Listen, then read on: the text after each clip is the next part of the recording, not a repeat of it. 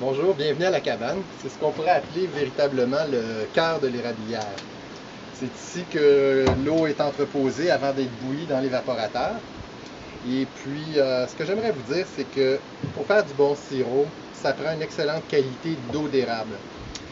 La meilleure eau d'érable, naturellement, c'est celle qu'on va récupérer chez soi. Et puis, une eau d'érable qui est fraîche, qui a coulé le matin, on peut la bouillir l'après-midi, mais plus on attend, plus l'eau se détériore. À cause des sucres qui sont contenus dans l'eau, les bactéries se développent très rapidement et détériorent l'eau.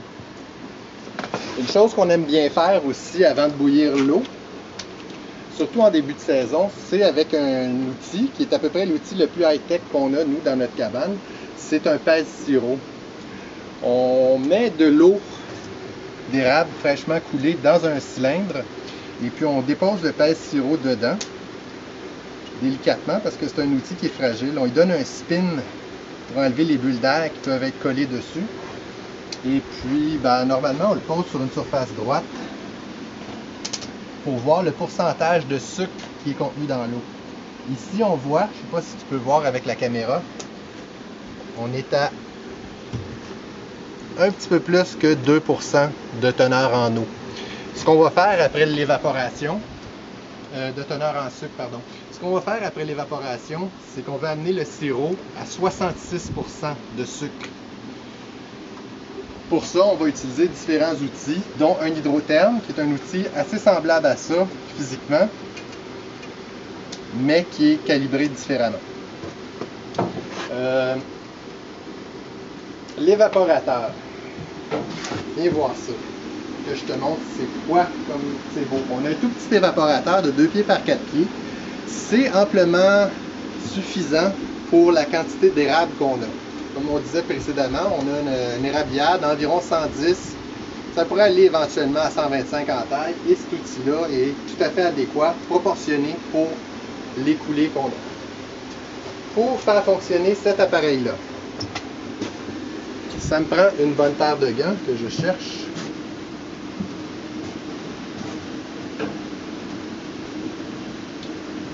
Un des secrets pour avoir toujours gardé un bon bouillon, c'est de chauffer régulièrement et de façon très ordonnée. C'est-à-dire que, tu peux regarder là-dedans, on met une bûche, là j'ouvre, je fais ce qu'il ne faut pas faire, on va préférablement ouvrir juste une des deux portes assez rapidement, puis alimenter un côté. On referme et la prochaine fois, j'alimenterai de l'autre côté. On alterne. On alterne aussi avec les qualités de bois.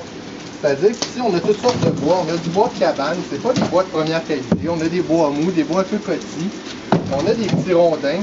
On a de la croûte. Je vais vous montrer la réserve de bois. On a de la croûte, de cèdre, d'épinettes, des choses comme ça. Ça donne une flamme très vive. Mais ça ne fait pas de braise, fait qu'on ne veut pas nécessairement utiliser ça dans la maison pour chauffer ou l'hiver. Mais pour une cabane à sucre, c'est excellent. On a du 30 qui est fendu aussi en petit diamètre. C'est important d'avoir des bûches qui ne sont pas trop grosses. Une bûche qui est fendue, on dit un diamètre de 3 pouces maximum. Ça va permettre une chauffe maximum quand on l'insère dans l'évaporateur sans faire de refroidissement. Une autre chose qui est bien importante de faire, comme je ne sais pas si on a expliqué le suivi de l'eau. L'eau arrive ici. Nous, on a installé un petit serpentin autour de la cheminée pour préchauffer l'eau avant qu'elle arrive dans l'évaporateur. Elle part d'une température d'environ 3 ou 4 degrés, la température ambiante.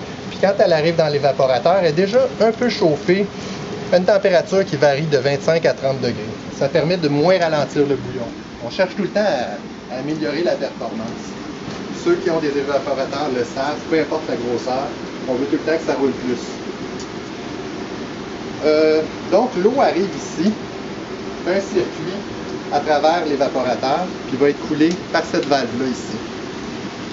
Dans un filtre, en fait c'est un double filtre en orlon qu'on lave à chaque fois et on le fait couler dans un réservoir en acier inoxydable pour faire la finition du sirop au gaz qui va nous donner une plus grande précision que sur le feu de bois. Fait que là on chauffe. Et régulièrement, on va écumer. On va écumer. Ça, c'est une écume qui contient des impuretés. C'est comme quand on fait un bouillon à la maison. On va écumer le bouillon. Ben, c'est la même chose. Pour faire un bon sirop, il faut écumer régulièrement. Des difficultés à avoir, il y a trop de vapeur. Mais c'est comme ça. Il y a une autre chose qui est extrêmement importante quand on fait du sirop d'érable, je fais des farces, c'est de goûter. Ça prend une louche. Vous voyez le sirop? C'est ce qu'on appelle un réduit. C'est pas encore tout à fait du sirop. Je vais le refroidir, je vais goûter. Quand même. Nous, c'est un peu artisanal, notre système. Donc, quand on arrive à une sucrosité qu'on évalue au goût, on va couler un peu de sirop pour aller le finir au gaz. C'est un autre récipient qu'on va vous montrer après au gaz. Voilà. J'ouvre, j'avale, je laisse couler du sirop dans le fil.